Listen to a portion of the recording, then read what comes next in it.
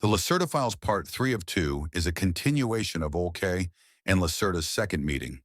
They moved their meeting to an unknown location after Olke felt he was being watched and followed for safety reasons. This portion of Part 2 is being brought to you by Space the Final Frontier, Above and Beyond, an open-minded channel. Lacerta's second meeting has been made into 4 segments for your viewing pleasure. As always, this is for entertainment only and not intended for any other use. The following statement given by Olke. The meeting began with an appraisal of diverse questions and opinions, which I had gotten from readers of the first transcript in anonymous fashion through distribution from my trustworthy friends. Some of these opinions, altogether, there were over 14 pages of paper, contained comments shaped by everything from a radically religious to a fanatical tendency to welcome contact with a reptilian species. I once again reaffirm that the following text is the absolute truth and is not fiction. It was composed from 3 original tape recordings, which were made with a tape recorder during my second interview with the reptilian creature known as Lacerta, at Lacerta's request. The reason for the shifting of the date and time of the second meeting was a possible observation and surveillance of my own person after the publication of the first transcript. Although everything was attempted on the advice of Lacerta to keep my identity a secret, just 2 days after the dissemination of the document abroad, and various unusual events took place. Please don't think that I am paranoid. However, I believe that the publication of the interview has drawn either official attention or the attention of some organization to me. It began with a failure of my telephone for several hours. When the phone became operational once again, there were quiet echoes and strange clicking and whirring sounds when I made calls. A defect could, ostensibly, not be found anywhere. Overnight, important data disappeared from the hard drive in my computer. The testing program reported defective sectors, where strangely enough there were only data which dealt with illustrations and completed textual material from the interview. These defective sectors also contained material of a paranormal nature in the field of my research. Fortunately, the material was also stored on floppies. In addition, I discovered by pure chance some hidden data in a likewise hidden directory index. The name which appeared on the data and the directory index was E72UJ. A friend who is a computer expert could not make anything of this designation, and when I was about to show it to him, the directory index had disappeared. One evening, my apartment door was standing wide open, my TV set was running, and I am absolutely confident that I had turned the TV set off. A minivan with British markings and the imprint of a Europe-wide supermarket chain parked in front of my house. I noticed the same minivan again on several occasions, traveling at a distance behind my car, even when I visited the town of 65 kilometers away. When I returned, the car was on the other side of the street once again. I never saw anyone get into or out of the car. A knock on the door of the vehicle and on the tinted windows caused no reaction of any kind. After about 2 weeks, the minivan disappeared again. When I informed EF personally about these events, he suggested that I change the place and date of the meeting in order to assure our own and Lacerta's safety. The meeting took place on April 27, 2000 in another isolated location. It was unobserved as far as I can determine. Once again, all of this may sound strange and paranoid, like a fantasy from a cheap science fiction film. However, I can only repeat to and assure the reader once again, all of this is the unadulterated truth. Believe my words or don't believe them. These things have happened and they will continue to happen, whether you believe it or not, until it is too late. Our civilization is in danger. Part 3 of 2. Questions and answers. I have here 5 prints of different UFOs, which claim to show UFOs. Can you take a look at the pictures and tell me in which of them actual extraterrestrial aerial craft can be seen? I can try it. You pose many questions to me today, which even I cannot answer unequivocally. Don't overestimate my knowledge. I'm no expert in alien technology and the construction of extraterrestrial ships. To be sure, there are mostly some technical details and peculiarities about genuine UFOs, with whose help one can easily differentiate them from natural phenomena or human forgeries. You falsify sometimes the pattern of genuine ships. Therefore, it is not so easy simply with absolute certainty to identify an object. I'll try it. Show me the photos. She considered the pictures respectively for only a couple of seconds and then sorted out photos 1, 3, and 5. These three pictures here are obvious counterfeits or erroneous identifications. In the one picture, it certainly seems to me that a real existing ship of an alien species was adapted for a small model here. It lacks important characteristics which are tied in with the technically and physically associated field. Generally speaking, a picture is all the more a fake, the clearer the outline and the colors are, because a levitating ship is generally hidden in a shifted field condition that even distorts the colors or the forms according to alignment. It might perhaps sound strange, but hazy and spectrally shifted photos are sometimes to be interpreted as an indication for a possibly authenticity. By the way, this object is floating above the water. If it were a genuine ship, we would have to see, in any case, either a trough or a swell on the surface. Since the surface is flat, it is obviously not a genuine ship.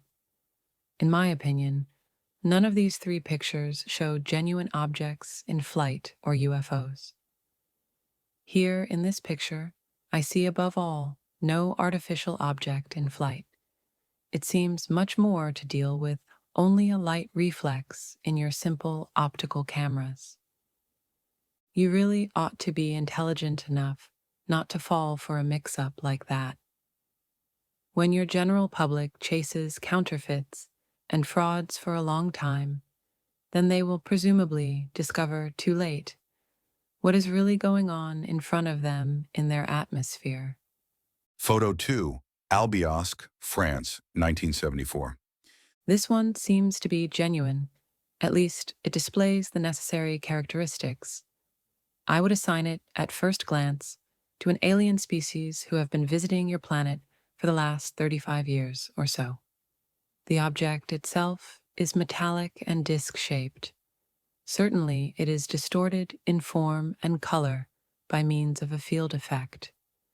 These four white and very long processes on the underside of the ship itself portray a kind of quasi-gravitational light manipulation, i.e., the universal force field is being shifted in the direction of a simulated gravity. Actually, it is not a genuine light. It is mostly not a genuine light whenever you see illuminating UFOs, but a special, strongly charged form field which manifests itself in the space that matter inhabits as a quasi-light. The reason for the activation of this special high-energy system in an atmosphere is not completely clear to me. It's possible that it is a kind of investigating or influencing of the environment. In any case, it is terribly careless of that species to allow this technology to be photographed by humans. Well, I guess that most of you just plain don't understand it, and those who do will not say anything about it to the general public. Photo 4, Petit Rachin, Belgium, 1990. This is in fact a genuine aerial object. It is in no way extraterrestrial. Triangular aerial objects in flight are simply not used by alien species, or not in this form, at least. That streamlined kind of form is a human concept. It is one of your own secret military projects that you build with the help of immature alien technology. Technology that was handed over to you by the extraterrestrials during the 1960s and the 1970s. Generally, the form of the hull for a genuine extraterrestrial ship is of no consequence, for inside the field itself, there are no exterior forces that have any effect there. In general, the ships have a rounded-off form, and they are built without hard edges, as a disc or a cylinder, so that the field can flow more easily. Your projects decree that along with the alien drive field, there also be a conventional jet engine system. Therefore, they are always triangular and built thus with streamlining in order to be steerable with this primitive recoil principle. In the example here, the ship glides above all on its genuine field drive. Do you see the distortion and the quasi-light in the rotating cylinders? That is an unmistakable indication for the authenticity of the photo. But why, you might ask, are there 4 cylinders? That's unusual. Even the interval seems to be incorrect. The coloring is very dark, and the interior optical distortion is very noticeable. Presumably a reconstruction of the original system by your scientists. Since the alien species has just not given you any more information since the disagreement, they are rebuilding the systems single-handedly without actually being able to understand what kind of dangerous thing they are doing there. This construction does not make the system better, only more unstable. Both of the forward cylinders are too close to each other.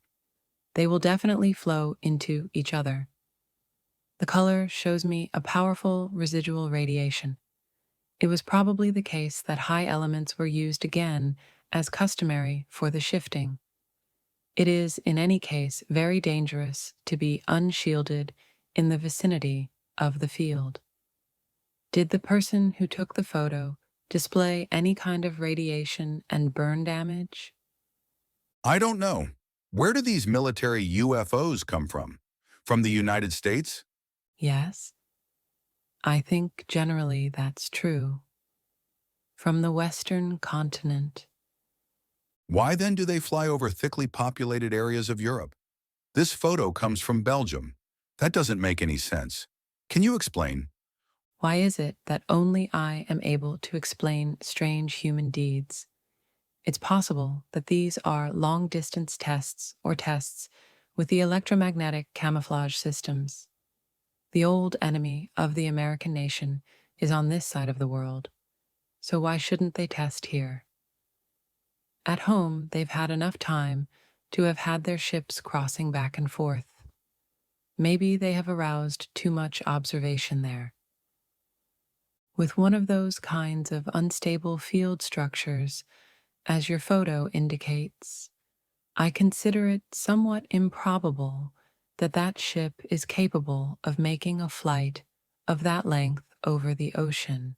It's possible there is a test station here on your continent.